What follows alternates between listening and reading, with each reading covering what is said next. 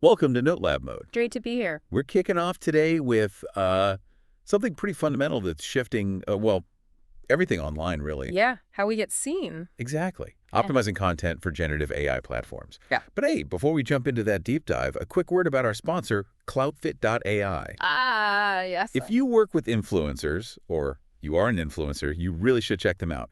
Cloudfit.ai has this really clever system. It connects the dots, right? Totally. Connects the outfits you see in posts and videos straight to product inventory. So you see something you like in content. And you can buy it right there.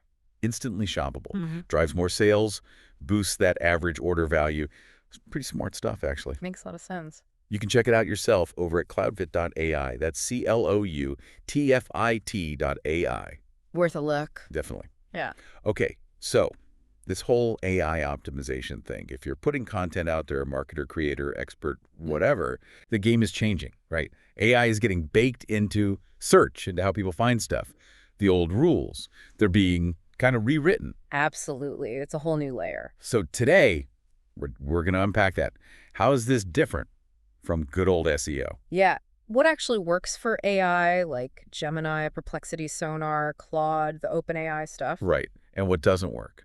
The pitfalls to avoid. And how teams need to, adapt their thinking. Exactly. So if this sounds useful to you, please do share it, hit subscribe. You know the drill. Don't miss out. All right, let's get into it. The first thing that strikes me is how generative AI and SEO aren't really separate tracks anymore. They're merging. Yeah, completely converging based on, well, recent research. Yeah. The goal is the same visibility, but how you get there, that's shifting fast. Okay, so we think keywords, backlinks for traditional SEO. What's the, headline difference with AI? I'd say the most critical immediate shift is speed. Speed, okay. AI systems often have these super strict time limits for crawling content. We're talking like 1 to 5 seconds, maybe even less sometimes. 1 to 5 seconds. Seriously. Yeah. With traditional SEO, a slow page might hurt your ranking a bit, right? Sure. With AI, if you go over that tiny window, your content often just gets dropped, ignored. Doesn't matter how great it is. Wow. So speed isn't just nice to have, it's like a gatekeeper. Exactly. A fundamental barrier. If you're not fast enough, you're not even in the game. Okay, that's huge. What else is fundamentally different? Structure and format. How the content is actually built. Okay. So traditional search engines got pretty good at handling pages built with lots of JavaScript, right? For interactive stuff. Yeah, most modern sites use it heavily. Well, many AI crawlers, they struggle with it or just can't process it well at all. They vastly prefer clean, simple, well-structured HTML or markdown. Huh. So simple is better for the AI. Think of it like JavaScript can be like a dense fog for the AI trying to read. Clean HTML, it's a clear, well-lit room, much easier to understand the message.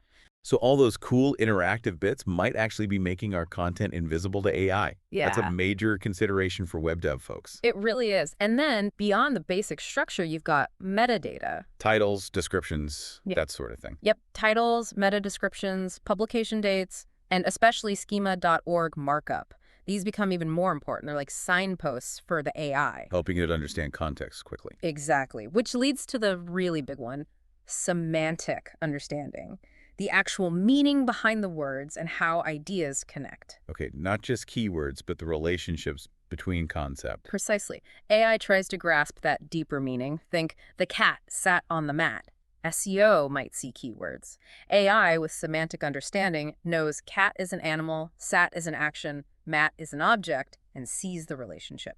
That's key for relevance. Got it. So speed, simple structure, clear metadata, and focusing on meaning. Oh. That's the foundation. So what are the actual core techniques we should be using? Okay, so building right on that foundation, it's all about making your content super accessible and interpretable for AI. That means prioritizing clean HTML or markdown, making sure the structure is logical, proper headings, H1, H2, H3, paragraphs, using semantic HTML elements where they make sense. Like organizing a library so the AI librarian can find things easily? Exactly. Clear categories, clear relationships between the sections makes parsing much easier. Makes sense. What about the technical side, like server settings, that kind of thing? Yeah, crucial point. You need to make sure your site is actually allowing these AI crawlers This is in. through robots.txt. Robots.txt, yeah, but also firewall rules. It's actually surprisingly common, according to research, for sites to accidentally block AI Oh, crawlers, yeah. usually with like overly aggressive bot protection rules that are meant to stop bad traffic but end up blocking the good AI bots too. Ouch. So you might be invisible without even knowing it. Could be. You need to specifically list the known AI crawlers. So checking those settings regularly is a must-do then. Definitely. And we mentioned speed, but given that crazy 1 to 5 second window, Worth hammering home. absolutely optimize that response speed, make it lightning fast, and crucially, front load the key information. Meaning, Get the most important stuff right at the top of the page. Your main point, your key answer. so even if the AI crawler times out halfway through, it still gets the core message. That's the idea. It's a bit different from traditional SEO where you might build up your argument more slowly. Here, you got to get straight to it. Okay, get to the point fast. What about signaling, meaning more explicitly? You mentioned schema. Right. Semantic markup, schema.org is the big one, Yeah. but also using semantic HTML tags correctly. Article, aside, nav, things like that. How does that help the AI?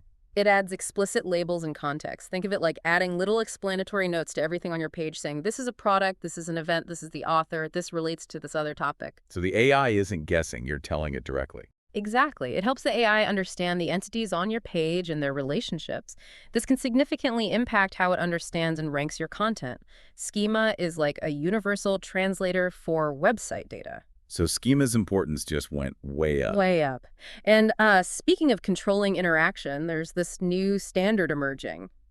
LMS.txt, Yeah. OMS.txt, like robots.txt before large language model. Pretty much. Robots.txt is mostly about access. Can a crawler visit this page? Yes or no? LMS.txt is designed to give website owners more granular control over how AI models use their content. How so? You can specify things like, okay, you can use this content to answer a user's question directly. But don't use it to train your model. Exactly. Or maybe don't use this section for generating summaries. It's about providing guidelines beyond just blocking, moving beyond a simple yes-no. That sounds potentially really powerful for creators wanting to manage their intellectual property. It's still early days, but yeah, it represents a potential shift in giving creators more say in the AI era. Definitely something to watch. Okay, fascinating. Let's dig into some specific platforms now. What about Google's Gemini? What's the key to optimizing for it? For Gemini, the big focus seems to be on high-quality content that directly answers the user's query, really clearly and comprehensively. So it's not just about ranking high in the regular search results anymore. Not necessarily, no. Your content needs to be structured and presented so Gemini can easily pull out the answer it needs for its own response. Think of it as aiming to be the best and most easily digestible answer to a specific question. Can you give an example? Sure. If someone asks, like, best hiking trails in Yosemite, content optimized for Gemini wouldn't just list trails. It might have right up front maybe a bulleted list or a table with trail names, difficulty, key scenery highlights, maybe permit info, concise, structured data. So it can grab that easily. Exactly. Clear headings, bullet points, logical organization are vital. Gemini needs to parse it quickly and accurately. It's about providing the solution directly. Okay, direct, clear, structured answers for Gemini. Got it. What about Perplexity Sonar? That one's been getting buzzing. Yeah, Sonar models have performed really well in some comparisons. A key thing seems to be their depth of search. Meaning? They tend to look at more sources and cite them more heavily in their answers compared to, say, Gemini. Sometimes 2 or 3 times more citations. Interesting. And people like that. Research suggests yes. Evaluations, like in their search arena, show users often prefer the longer, more reasoned responses with lots of citations. It adds credibility. So for Perplexity, depth and evidence matter more. Seems that way. If your content is, say, about a scientific study, optimizing for Perplexity might mean not just explaining it clearly, but explicitly citing the original papers, maybe linking out, having a clear bibliography section. Making the sourcing obvious? Precisely. Comprehensive, well-reasoned, and strongly supported by evidence. That seems to resonate with how Perplexity works and what its users value. Okay. And Anthropic's Claude, what's its angle? Claude, specifically Claude 3 Opus, has really stood out for summarization, especially of long documents. Better than others? Reports suggest it can outperform even models like GPT-4 Turbo for summarizing lengthy texts, sometimes nearly twice as well. Wow. But are there limitations? Yeah, currently it seems to lack some of the built-in tools others have, like direct spreadsheet work, running code, generating images, or browsing the web directly. It's very focused on the language itself. So if your content is long form, maybe optimizing for Claude means ensuring you have really good internal summaries or abstracts. That could be a smart approach, yeah. Mhm. Making the key takeaways very clear within the text itself could play to its strength. Right. And finally, OpenAI, ChatGPT, the GPT models, how do they work? They often use a kind of two-step process, seems Go like. ahead. First, sort of a keyword search to narrow things down from the whole web to maybe a couple hundred relevant Right, documents. the initial filter. Exactly. Then they re-rank that smaller set based on relevance scores, looking deeper at the content quality and how well it matches the query's intent. So you need both.